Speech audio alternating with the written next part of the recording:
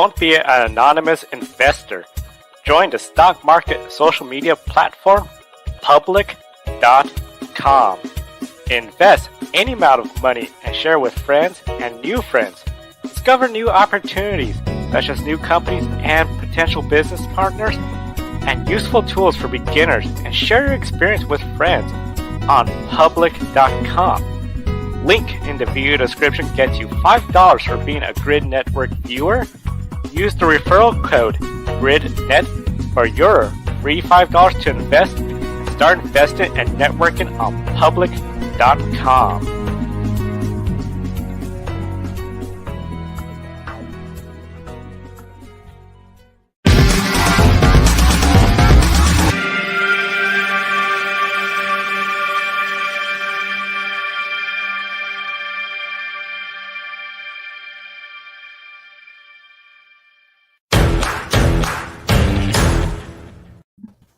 Hello, everyone. Welcome to Grid Live Pre-Race. Joe Samaniego here along with Ben Schneider and Adam Lemerise. We got a lot to cover. We want to give a big thank you to our Patreon subscribers. Calling the show Mark and Robin for keeping us on the air. You too can invest in the Grid Network through our Patreon or buy me a coffee, a one-time contribution to the Grid Network. Now, of course, we are following Indy 500 qualifying. We will have the little ticker going below and updating. But Adam, quick rundown. What are the top five and how's everything looking weather-wise over there? Right now, your top five is Rinus VK in a Chevrolet. Heidelberg Ward is second. Felix Rosenquist is third. Tony Kanaan is fourth. And the highest rookie is Jimmy Johnson is currently in fifth position. And the weather so far is looking really good over there in the Hoosier state of Indiana. Rain is expected at 1 o'clock, 50% chance, and then it increases to 80% at 2 o'clock. So right now, weather's looking really good at the Indianapolis Motor Speedway. And it looks like we might be able to get all 33 an opportunity to get in. We'll see. And of course, any updates, we'll update the little ticker down below. And one of the big things, of course, Formula One, they just finished their qualifying effort. They were running today the Spanish Grand Prix at Catalonia, Spain, Barcelona circuit, a track that is sometimes notorious for overtaking opportunities. And this one, last year, it was one of the best races. We saw a duel of strategies between Red Bull and Mercedes. This year, Mercedes, they're not looking like the top game. So overall, it looks like it's going to be potentially a Red Bull versus Ferrari showdown. And qualifying, we saw Charles Leclerc. He took the first strike. He got the pole. Carlos Sainz in third place. Max Verstappen, second. However, in his qualifying, last hot lap effort, he had a power unit issue, slowed down. He was able to bring the car to the front straight to complete the interviews. But already it looks like reliability might become an issue for Red Bulls.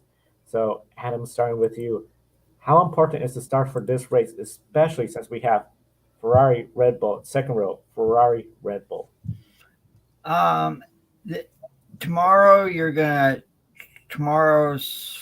start in Catalonia.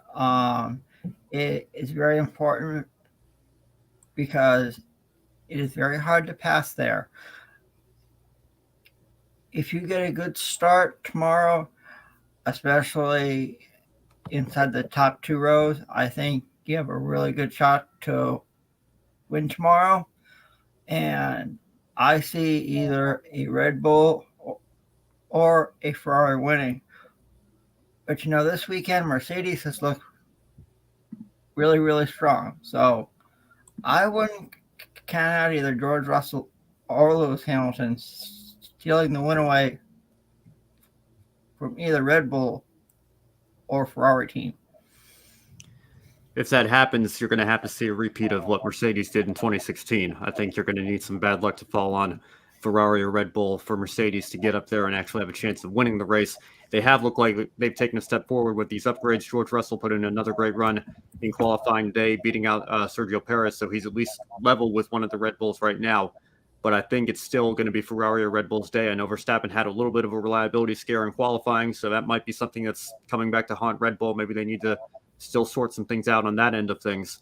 But the start is going to be crucial. If Leclerc can get away and have a clean start, I have a feeling he's probably going to be home free for the win. I think he has a slight edge on Verstappen this weekend. So as long as he can get that good start, that's the most crucial part of the weekend in many respects, he'll be set to go take the win in the Spanish Grand Prix.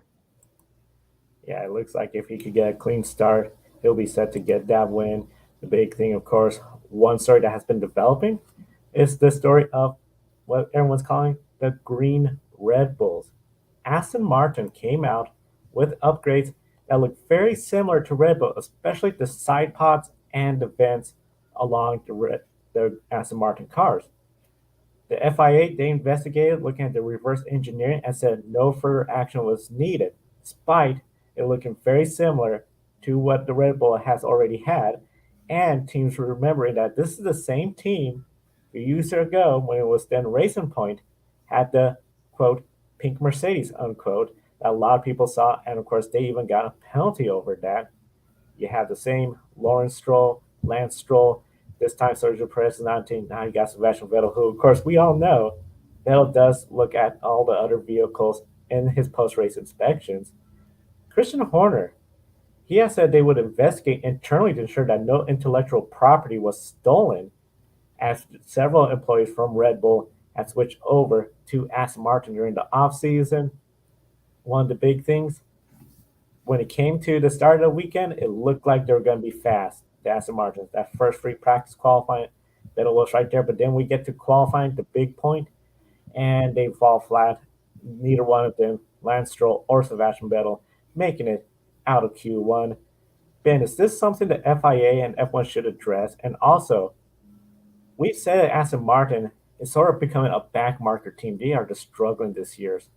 Are they now just getting desperate for some sort of success, including what many people are considering a clone, the Green Red Bull? Well, it depends on the nature of the thing. I think what we went through was, ironically, the same team, Racing Point, in 2020 with the pink Mercedes. They say imitation is the sincerest form of flattery. And, I don't know if you're copying last year's car versus this year's car for Mercedes in that instance, if that made a difference. I know they did get a 15-point penalty in the constructor side of things that year.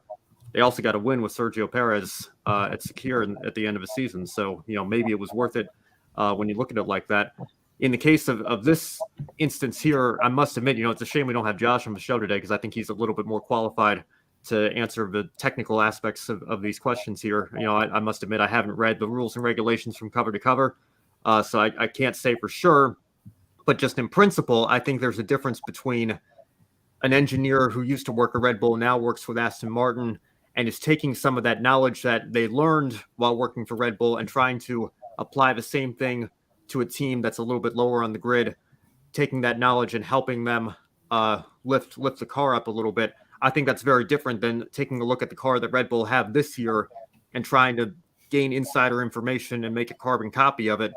And, that's something that I think would be more heavily frowned upon. So should there be an investigation? I think if Red Bull believe that some of their data was stolen in an unjustifiable way, then maybe that's something that they should look at. But if this is just former Aston Martin employees taking things that they learned at Red Bull and trying to apply them to Aston Martin, I think that's a little bit of a different scenario. In terms of Aston Martin being a backmarker team now and maybe getting a little bit desperate, I think there might be some truth to that. And I've got to say, it's very surprising to me when this team, if you go back, I guess 2 team names ago, it's crazy how many rebrands this team has had. But when they were Force India in 2016 and 2017, they were finishing 4th in the constructors on a fraction of the budget that they have now. The budget was so bad that they even went into administration, of course, in 2018. That's how the team became Racing Point. But now, you have Lawrence Stroll, obviously Lance Stroll's father, investing into the team, and a brand and a name like Aston Martin. You'd think there'd be a lot more opportunities for sponsorships and investors that way as well. So the budget is much bigger, and yet this team's not going to finish 4th in the constructors this year. This team is struggling to avoid it being in last place. They're struggling to even so much as get out of Q1. Clearly, whatever they stole from Red Bull this weekend apparently hasn't been helping them that much if they can't even do that. So are they getting desperate? I think you could maybe say that that's the case. Definitely something where we're going to be following. Now, one quick follow-up question for both you and Adam. As you mentioned, Aston Martin, they are struggling. If we don't see significant progress, would this increase the chances of that rumor that Audi will buy the team? And maybe by mid-season, could we see an announcement? Sure, I think it could happen. If Audi does buy the Aston Martin team, there's another German manufacturer in F1, and could it be a rival to Mercedes? Sure. But I could see it happening. Aston Martin has been sort of toward the back of the field this year, and if Audi does buy this team, it could be an improvement. I don't know that the rumors have been super intense yet, so I don't know if one bad weekend is going to, be that key thing that intensifies them even further.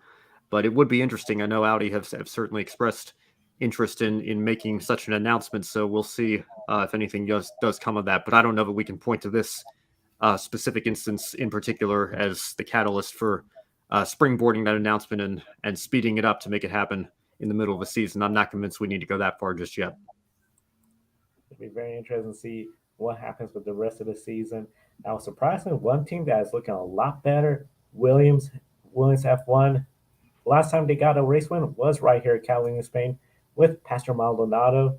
It's been quite some time, but however, one of the big things they got going for them, Alex Albon has scored in 2 out of the 3 last races. Each time, though, he has had red hair. This weekend, several members of Team Williams have gotten their hair dyed red. So they're all hoping for points or maybe more. Adam, do you believe Williams is going to score points, or will this streak of red hair bringing points come to an end in Catalonia? I think Williams does score points this weekend, and if I were Alex Albon and the rest of his teammate and the rest of the people at Williams F1, I wouldn't touch my hair whatsoever. I would keep it red. As we all know, there's a lot of superstitions in the world of sports. Like, for example, you could wear the same socks for over and over again, as people were to say they could have lucky socks, and until the luck runs out, they'll change them or something like that. If I were Alex Albon, I wouldn't touch my red hair at all, because if it's giving him good luck and scoring points, I would just leave it alone until something happens. I think it's a superstition, so I wouldn't touch that red hair. No way. The red hair seems to be bringing good luck.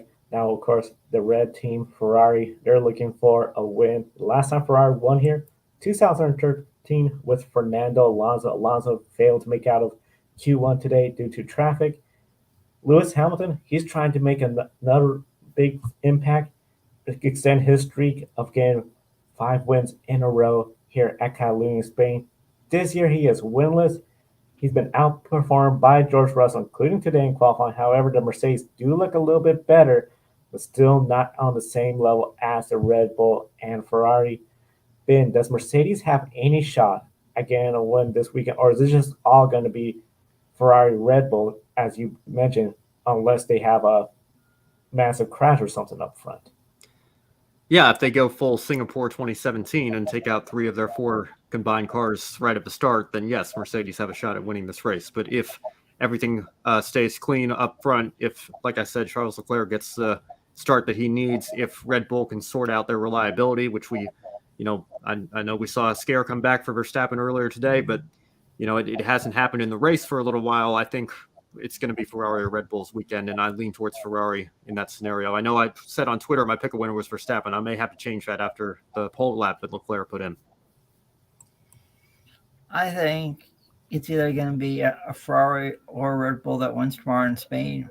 Mercedes is a wild card, but if something were to happen to either team, I could see Mercedes winning. But I think the win is either going to come from Ferrari or Red Bull.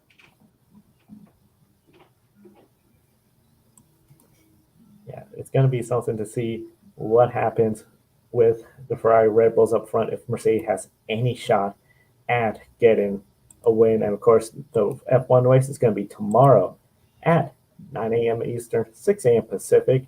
And of course, we're going to have a recap on Grid Live wrap up, which will be earlier in the day. So be sure to subscribe and like so you can find out what time we go on to air, usually about a little while after the Formula One race. Now, just to give a quick update on Indy 500 qualifying, we have a couple changes in the top 10. Your top 5 is still VK Award, Rosenquist, Tony Kanaan, and Jimmy Johnson. So you have essentially 3 Chevrolets followed by 2 Hondas. And then Roman Grosjean, Takuma Sato, Scott Dixon, who just laid down a lap. He is right now in 8th. Santino Ferrucci and David Malukas. So you have 4 Chevrolets occupying the first 3 and 9th place. The rest are all Honda racers. And of course, we'll be updating the ticker as we go through the show and providing more updates on Indy 500 qualifying as they try to beat the weather, beat the rain, and get as many drivers in. World Rally Championship. Elfyn Evans led the first day ahead of teammate Kali Rovanpera. So it was an all Toyota Gazoo up front. He had a 13-second lead at the end of Friday's action. The big story came from both Sebastians. They were both out early in the day. Sebastien Loeb hit the edge of a concrete barrier with the right rear tire, turned off the wheel assembly while leading into 5th stage. He just literally went 20 meters from the start of 5th stage into a concrete barrier. Everyone just in shock that he made such a mistake. Sebastien Ogier, 2 flat tires, so he was done. So both Sebastians out early in the first day. This set up for Saturday today where we have 13 stages, and in total we still have the same 2 up front with Evans and Rovanpera battling each other. We're seeing their teammate Katatsu from Japan. He is up there in the top 3. The Toyota Gazoo teams seem to be really dominating today so far. And of course, we're going to have a full recap of World Rally Championship. And now we're going to go over to W Series where we have Daniele Zeri joining us from Racers to Girls Behind the Helmet. Hello, hi everyone. Thank you, Joe. As you mentioned, we had W Series this weekend back after Miami, Barcelona, 3rd round, even though second race event for the all-female championship. It was another perfect weekend for Jamie Chadwick. Yeah, thanks again, Joe, and welcome back, Daniel. Good to see you again. We entered the weekend knowing that Jamie Chadwick was on pole, going for 3 wins in a row. Today, she controlled the race and held off a late charge from Abby Poling to get that 3rd win. And of course, we bring Daniel back into the picture here. Most of the overtaking came in the opening laps. We know it was hot, so tire management was crucial. How did this impact the race, and were you surprised by how the race played out? No, I was not really surprised because, of course, everyone said yesterday that it was going to be a really, really heavy race on tire degradation. So Abby Poling also, after qualifying, said that basically that whoever was managing the tires well enough would have won the race. And this is basically what we saw today. So Jamie had a brilliant start, and then it was all tire management from there. So I wasn't really surprised from that. Also, I think that the change in the circuit's layout with the turn 10, the hairpin was modified last year, it was. Now it's not that much of a huge breaking point. So I think they took away the only big passing opportunity apart from turn 1. And that played also in favor of a not so spectacularly exciting race today. And of course, Chadwick has a very big points lead right now. She's the only driver to even score a podium in each race. Of course, she's won every race. This weekend, Nuria Marti, who many anticipated could challenge Chadwick, had a poor qualifying effort starting 11th, but gained 8 places in the race, the most positions of anyone. Emma Kimmelainen was just stuck in 4th place all day and hasn't really had a full, complete, good weekend yet. So how important is it to have a flawless weekend, especially going up against Chadwick at Silverstone, which is the next race weekend? Yeah, absolutely. Perfectly said. I think, well, Jamie is really great. And we saw this also in Miami. She's great in consistency. She's really winning races on consistency. This weekend, again, she capitalized on some of her competitors' issues. We've seen, well, another big important point for this weekend was that the drivers had totally new, different cars because, of course, the cars that were racing in Miami could not be in time in Barcelona, only 2 weeks between the 2 races. So logistically, it was a bit of a challenge for W Series. The Toyota Racing Series in New Zealand, which is using the same Tatuus Formula 3 cars, lent them the cars. But of course, they're not the same chassis, and even though they're all T318 Tatuus chassis, but of course, even the same spec car has some differences, and also obviously from the Alfa Romeo Autotecnica engines that W Series has been using since its inception. These cars have a Toyota engine, so it was a different car, effectively. So in free practice, they only had 30 minutes to test out the cars. And Nuria Marti, we've seen her, as you mentioned, having a nightmare of a weekend, really. She spun out on the first lap of practice, beached the car, so missed all the practice sessions. And from there, it was just a big challenge from her. We were expecting her to challenge for the victory, as well as Emma Kimmelainen. She had issues yesterday. She has a sensory issue in the engine, so in practice also she couldn't set a competitive lap time, and so she went into qualifying basically having no idea of the setup. And all these small issues are not small at all at the end of the day, because you have such a little track time, 30-minute practice, 30-minute qualifying, then you're straight into the race. And Jamie had so far had such really consistent weekends. We've seen it in Miami, made no mistakes, and she really capitalizes on the others' issues and mistakes. And so full points, 75 points so far. Happy Pulling, brilliant race, and she also scored the driver of the day. She's been named the driver of the day, Hankook driver of the day for the first time, and the first time that this award is given. And Alice finally had another podium. Alice, she's the only driver apart from Chadwick to have scored 2 podiums. So from this we can understand really how consistent Jamie Chadwick has been so far. And Thursday on the Women in Motorsports show, you and Joe discussed Abby Pulling, who was 4th in points coming into the weekend. She got a great start and finished 2nd ahead of Alice Powell to close the gap to Chadwick in the final 2 laps. We know the track has been notoriously difficult to make passes on. Could Abby Pulling be a potential contender at Silverstone and a points championship contender against Chadwick as the season goes on?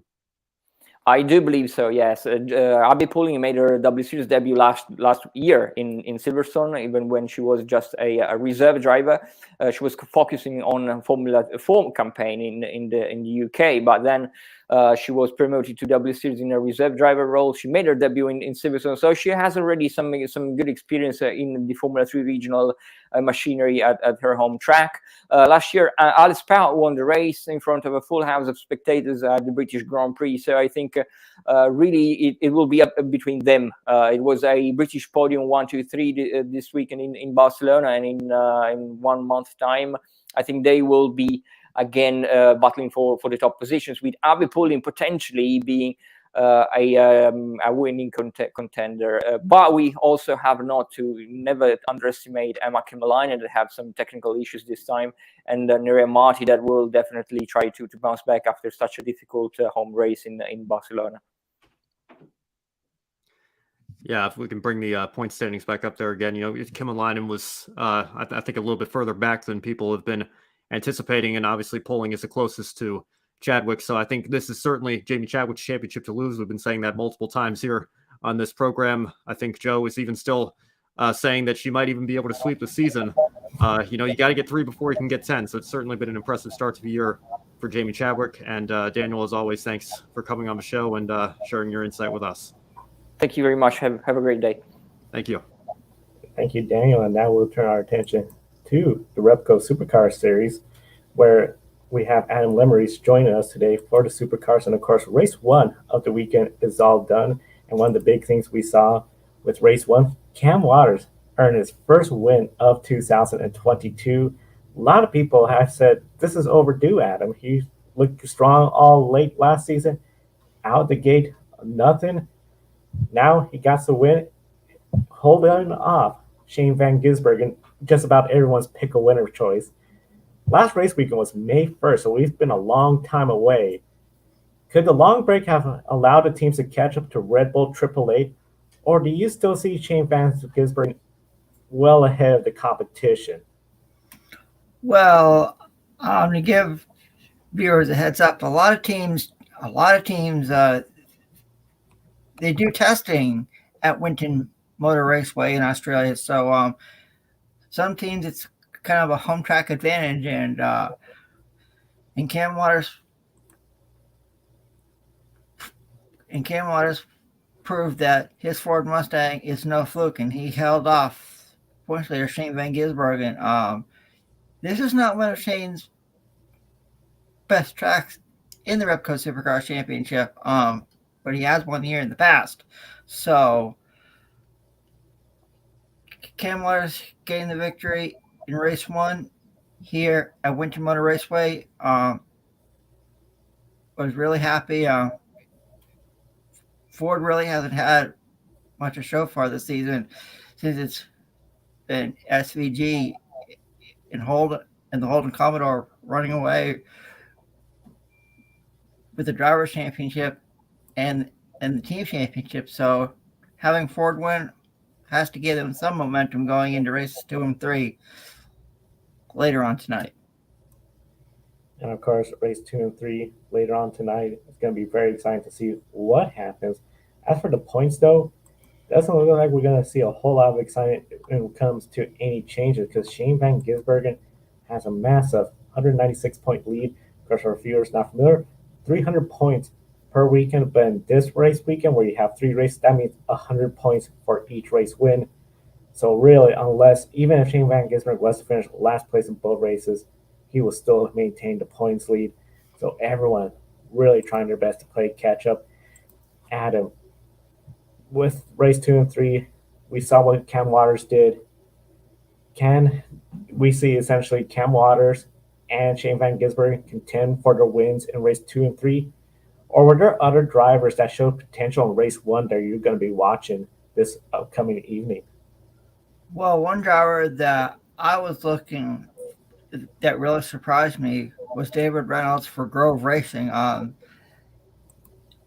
If we could bring up the results of race number 1, he finished 3rd. Chaz Mostert, after a horrible weekend for Walking Andretti United last time out at Wanneroo Raceway at the beginning of the month, he finished 4th. Defending Bathurst 1000 co-driver champion Lee Colesworth was 5th. So happy to see Chaz Mostert has some good success here in race 1, and I wouldn't count out any of the top 5 to score a win in races 2 and 3 at Winton Motor Raceway in Australia. Yeah, Winton Motor Raceway in Australia is going to be a lot of fun. Race 2 and 3 will be coming up later tonight. And of course, one more update when it comes to Indy 500 qualifying. You have the same top 5 of VK, Award, Rosenquist, Kanaan, Johnson, 6, Grosjean, Sato, Dixon, and Ferrucci are your top 10. Already 18 drivers have put in a lap. Scott McLaughlin, he is the 19th. He has just hit the track. And after pick a winner, we'll see where he turned out. That's right, Joe. And now it's time for everybody's favorite game here at Grid Network. Pick a winner. And use the hashtag pick a winner on social media. And you can see your name appearing here on our leaderboard. And And as we take a look at our leaderboard, Kobe's on top with 20. I'm at 16. Alex Leaner from Twitter is third. Ben Schneider is fourth. Our colleague Matt White and Joe Samigo are tied for fifth. So with that being said, it's now time that we all make our picks. First up, F1 is in the beautiful country of Spain this weekend for the Spanish Grand Prix. So I'll start with you, Joe. Who wins the Spanish Grand Prix tomorrow morning? Spanish Grand Prix tomorrow morning.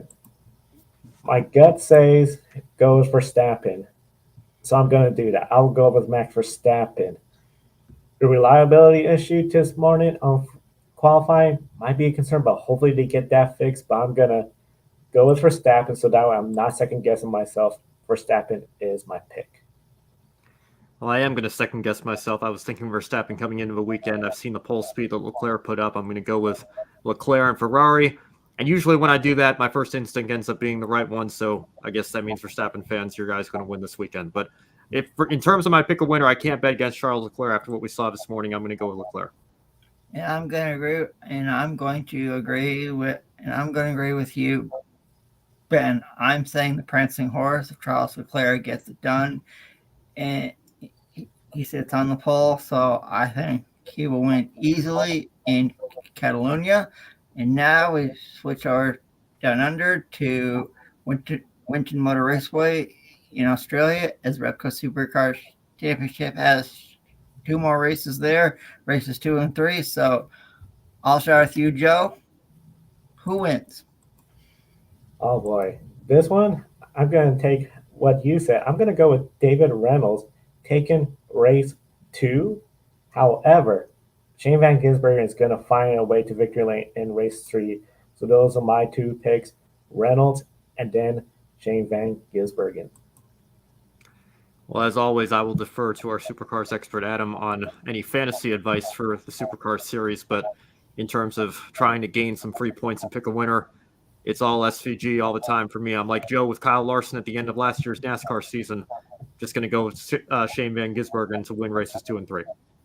Well, for me, I'm going to go in the same idea as you had, Joe, for race 2. I'm going to say Chaz Mostert wins race 2, and then race 3, I'm going to say that Shane van Gisbergen gets it done, and let our viewers know tomorrow on our wrap-up show, we will do pick a winner for the NASCAR All-Star Race.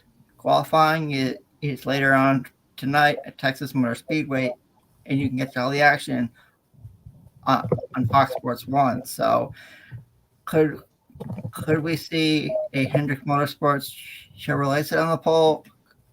Could it be a Ford? It's going to be interesting to see with this qualifying format and this All-Star Race format as well. So be sure to watch tomorrow as we'll do our pick winner for the NASCAR All-Star Race. And with that being said, I hand it over to my colleague Joe for the wrap-up. Yeah, before we get into the wrap-up, Scott McLaughlin did his 4 laps. Right now, he is 10th place. We know he's pretty good in the ovals. And you bring up qualifying for the All-Star Race. For fans not familiar, they're going to essentially have normal qualifying procedures for all run to open 1 lap set at a time. Then the same for the All-Star Race. However, the top 8 fastest, they then go in a bracket style where there's a pit stop. And then after the pit stop, you try to go as fast as possible. First person around to the start finish line gets the position, moves up till we have a final round. I'm going to throw this quick question to both Ben and Adam. When it comes to the All-Star Race, we've said it sort of feels like the excitement level, especially when it was brand new, under the lights, has really diminished.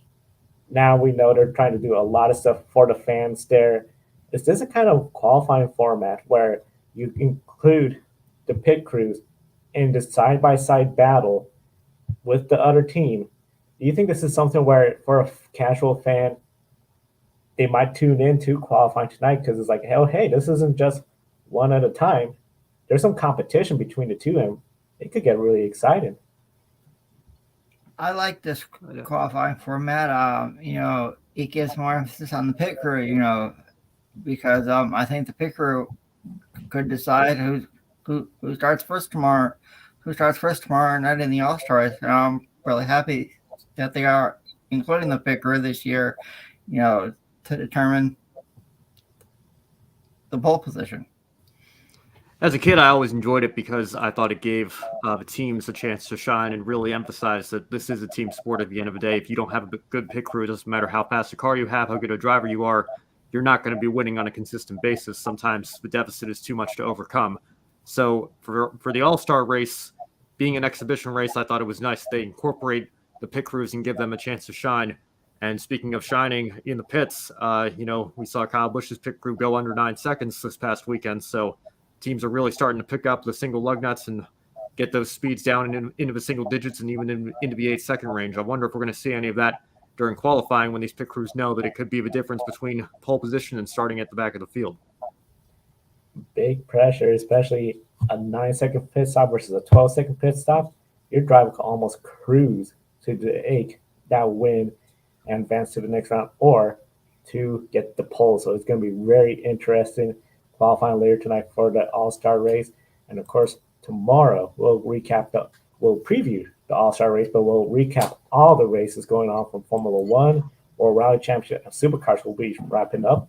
We want to thank Colin, Michelle, Mark, and Robert for keeping us on the air. They invest in the Grid Network each and every month.